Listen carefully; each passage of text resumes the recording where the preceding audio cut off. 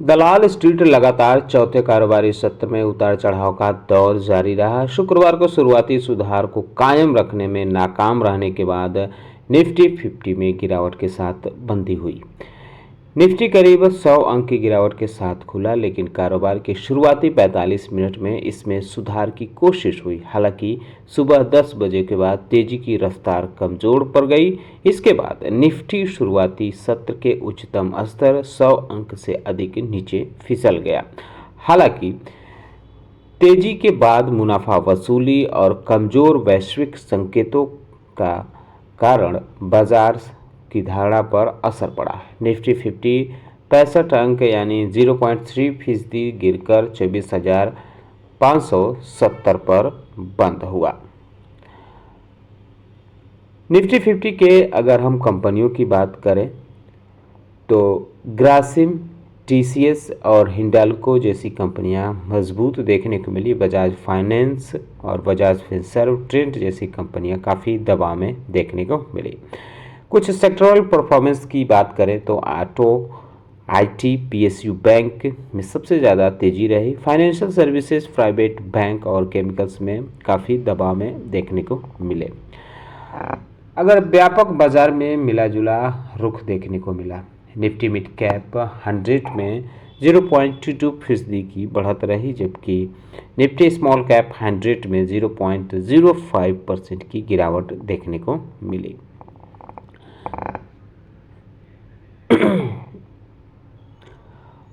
अगले सप्ताह यानी कल से शुरू हो रहे प्राइमरी मार्केट में भी गतिविधियां तेज रहने की उम्मीद है। 5 मेन वर्ड हैं जो इसके लिए काफ़ी महत्वपूर्ण हैं: मोल बायो, डायग्नोस्टिक, दूध transmission, milk cyst, dairy food, ship rocket और बिहारी लाल इंजीनियरिंग जैसी कंपनियां का आईपीओ आने वाले हैं।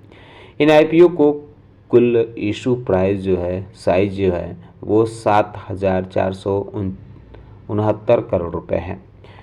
इस बीच टेक्नोक्राफ्ट वेंचर्स, लीप और आरडे इंडस्ट्रीज के शेयर बाजार में सूचीबद्ध होने वाले इनका कुल इशू 3,158 करोड़ रुपए हैं। बहरहाल जो महत्वपूर्ण बातें हैं उनमें कई चीज़ें हैं जिन पर नज़र रखनी चाहिए। निवेशकों की नज़र आगे की बाजार दिशा तय करेगी। कई घरेलू और वैश्विक आंकड़ों पर भी निवेशकों की नज़र रहेगी। भारत के सीपीआई, डब्ल्यूपीआई, महंगाई के आंकड़े, फाइनेंशियल ईयर 2026-27 की पहली तिमाही के जारी होने वाले कंपनियों के रिजल्ट, अमेरिका के सीपीआई और पीपीआई महंगाई आंकड़े, ओपेक की मासिक तेल बाजार रिपोर्ट पर भी लोगों की नज़र रहेगी। साथ ही साथ चीन के औद्योगिक उत्पाद और खुदरा बिक्री के आंकड़े भी इसके लिए काफ़ी महत्वपूर्ण माने जाएंगे। इस पे भी लोगों की नज़र रहेगी। कंपनियों की जो महत्वपूर्ण कंपनियां हैं अपनी क्वार्टरली नतीजे जारी करेंगी। बॉश लिमिटेड है, चॉइस इंटरनेशनल है, CMS info system, Delhi Buildcon, HEC infra projects, Hindustan copper limited, Vodafone idea और आइडिया फोर्स टेक्नोलॉजी जैसी कंपनियां हैं अपने क्वार्टरली नतीजे सोमवार को जारी करेंगी, तो इन पे भी नज़र रख सकते हैं। कुछ कंपनियों में खबरें रही हैं पिछले दिनों बाजार बंद होने के बाद, तो इस वजह से भी इस पे भी मार्केट की नज़र रहेगी। जैसे अपोलो माइक्रो सिस्टम्स ने अपने क्वार्टरली नतीजे जारी किए हैं। नेट प्रॉफिट कंपनी का 42% बढ़कर 27 करोड़ रुपए पहुंच गया है।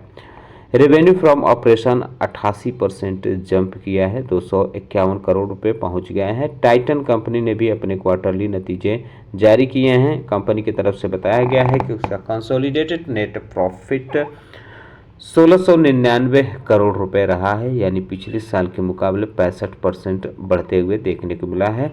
एस्टिमेट जो इसका लगाया गया था इससे बेहतर देखने को मिल रहा है, क्योंकि एस्टिमेट इसका 1267 करोड़ रुपए का लगाया गया था। रेवेन्यू में भी ग्रोथ देखने को मिली है, 24% से ज़्यादा 18,101 करोड़ रुपए कंपनी ने रेवेन्यू दर्ज किया है। हालांकि इसका जो एस्टिमेट था 19,700 करोड़ रुपए का था, यानी एस्टिमेट के मुकाबले ये विलो देखने को मिल रहा है कंपनी का रेवेन्यू। एनएलसी इंडिया लिमिटेड की तरफ से बताया गया है कि उसका consolidated net profit quarter first में 484 करोड़ रुपए आया है, जो पिछले साल के मुकाबले 39% कम है। पिछले साल के फर्स्ट क्वार्टर में कंपनी का कंसोलिडेटेड नेट प्रॉफिट 797 करोड़ रुपए रहा था। रेवेन्यू फ्रॉम ऑपरेशन में 23% की उछाल देखने को मिल रही है। हिताची इंजीनियरिंग इंडिया लिमिटेड, माफ कीजिएगा, हिताची एनर्जी इंडिया लिमिटेड ने भी बताया कि उसका कंसोलिडेटेड नेट प्रॉफिट 294 करोड़ रुपए रहा है। क्वार्टर फर्स्ट में पिछले साल के मुकाबले ज़्यादा है और जो एस्टिमेट बाजार ने लगाया था उससे भी ज़्यादा देखने को मिल रहा है। रेवेन्यू 67% इसका बढ़ा है, जो एस्टिमेट और पिछले साल के मुकाबले ज़्यादा रहा है। पावर फाइनेंस कॉरपोरेशन यानी पीएफसी लिमिटेड में कंपनी का पब्लिक सेक्टर कंपनी है, इसने रिपोर्ट किया है 2.1% ईयर ऑन ईयर इंक्रीज अपने नेट प्रॉफिट में, यानी कंपनी का नेट प्रॉफिट 2% से ज़्यादा बढ़ते हुए देखने को मिला है, 7012 करोड़ रुपए रहा है। कैंसटेक लिमिटेड में अपडेट ये देखने को मिल रहा है कि कंपनी ने अपने क्वार्टरली नतीजे जारी किए हैं। नेट प्रॉफिट इस बार 56 करोड़ रुपए आया है, जो पिछले साल के मुकाबले 24% कम है, क्योंकि पिछले साल 75 करोड़ रुपए कंपनी ने नेट प्रॉफिट दर्ज किया था। एस्टिमेट जो बाजार ने लगाया था उसके मुकाबले भी कंपनी का नेट प्रॉफिट कमज़ोर देखने को मिल रहा है। अनंतराज लिमिटेड में 19% की नेट प्रॉफिट बढ़ी है, 150 करोड़ रुपए दर्ज की गई है, पिछले साल 126 करोड़ रुपए रही थी। रेवेन्यू में 7% की ग्रोथ रही है, 631 करोड़ रुपए कंपनी ने रेवेन्यू दर्ज किया है। एबिटा 22% कंपनी का बढ़ा है। ऑयल इंडिया लिमिटेड में अपडेट ये देखने को मिला है कि कंपनी का नेट प्रॉफिट 60% से ज़्यादा बढ़ा है, जबकि ये कंपनियां कह रही थी जब अमेरिका और ईरान के बीच तनाव था तो इनका कहना था कि वो घाटे में तेल बेच रही हैं, लेकिन अभी इसकी जो स्टैंड अलोन नेट प्रॉफिट है वो 60% बढ़ते हुए देखने को मिल रहा है क्वार्टर ऑन क्वार्टर के हिसाब से। अगर इसके कंपनी के stand alone net profit year on year के हिसाब से देखें तो इसका इस बार नेट प्रॉफिट 2870 करोड़ रुपए आया है, जो मार्च के मुकाबले ज़्यादा है। मार्च के क्वार्टर में 1789 करोड़ रुपए कंपनी ने नेट प्रॉफिट दर्ज किया है। डिलीवरी लिमिटेड की बात करते हैं तो कंपनी ने अपने क्वार्टरली नतीजे जारी किए हैं। नेट प्रॉफिट में डिक्लाइन देखने को मिल रहा है 65%, 91 करोड़ रुपए से घटकर सीधे 31 करोड़ रुपए के आसपास कंपनी का नेट प्रॉफिट आ गया है। रेवेन्यू फ्रॉम ऑपरेशन 28% बढ़ा है, 22,994 से बढ़कर 29,030 करोड़ रुपए पर पहुंच गया है। ओला इलेक्ट्रिक मोबिलिटी का नतीजा मिला जुला देखने को मिला है। नेट लॉस इसका कम हुआ है, रेवेन्यू जो है कमज़ोर हुआ है, यानी गिरते हुए देखने को मिला है। एटलीस्ट इस समय इलेक्ट्रिक टू व्हीलर कंपनी जो है ये अपना शार्प सिक्वेंसली इम्प्रूवमेंट दिखा रही है। क्वार्टर ऑन क्वार्टर के हिसाब से कंपनी का जो है नतीजे अच्छा देखने को मिल रहे हैं।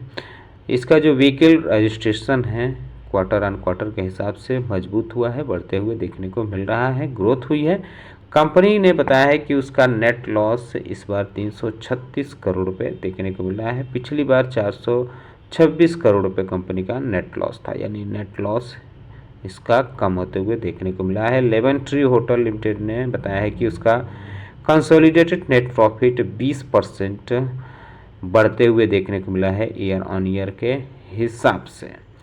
46 करोड़ कंपनी ने नेट प्रॉफिट दर्ज किया है, पिछले बार 38 करोड़ रुपए रहा था। वेदांता एल्यूमिनियम मेटल्स लिमिटेड में अपडेट यह है कि कंपनी को एक ऑर्डर मिलते हुए देखने को मिल रहा है। कंपनी की सब्सिडरी कंपनी देखने को मिलती है भारत एल्यूमिनियम कंपनी लिमिटेड, यानी BALCO, बैल्को जिसे कहते हैं, इसे डिक्लेयर किया गया है, प्रेफर्ड बीडर डिक्लेयर किया गया है। किसके जरिए किया गया है, किसके लिए किया गया है, ये जानते हैं। करलापत बॉक्साइट ब्लॉक जो ओडिशा में देखने को मिलता है, इसके लिए किया गया है। और directorate of mines and geology government of Odisha ने ये डिक्लेयर किया है। इस तरह से इसको ये काम मिल गया है। एवरेडी इंडस्ट्रीज लिमिटेड की बात करें तो कंपनी का net profit 23% year on year बढ़ा है। 37 करोड़ रुपये कंपनी ने पहले क्वार्टर में अपनी नेट प्रॉफिट दिखाई है। रेवेन्यू फ्रॉम ऑपरेशन 9% ग्रोथ हुआ है। 407 करोड़ रुपये के आसपास कंपनी ने रेवेन्यू दर्ज किया है। अब आखिरी कंपनी की बात करते हैं तो एनटीपीसी ग्रीन एनर्जी लिमिटेड है, सरकारी कंपनी है यह।